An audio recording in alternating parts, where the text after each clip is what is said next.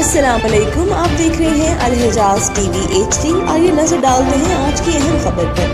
मज़ीद खबरों के लिए विजिट करें हमारी वेबसाइट www.alhijaznewshd.tv और www.alhijaznewshd.ask पर। DPO हाफिजाबाद की ज़ेर निगरानी खुली कचहरियाँ, शहरियों के मसाइल पर फौरी हल के अहकामात जारी।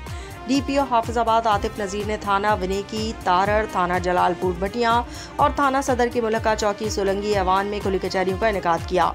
इन खुली कचहरियों का मकसद शहरियों के मसाइल सुनना, फौरी इंसाफ की फराहमी और पुलिस और अवाम के दरमियान बराह रास्त राब्ता मजबूत बनाना था।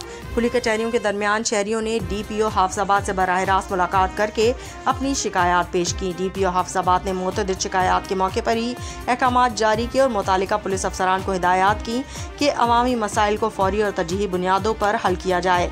हर शिकायत का बाकायदा इंदराज कंप्लेंट मैनेजमेंट सिस्टम पर किया जाएगा और दरखास्तों पर बरवक्त कार्रवाई को यकीनी बनाया जाएगा। तमाम अफसरान से शिकायत का फॉलो अप भी लिया जाएगा ताकि अवाम को मौसर और फौरी रिलीफ मिल सके।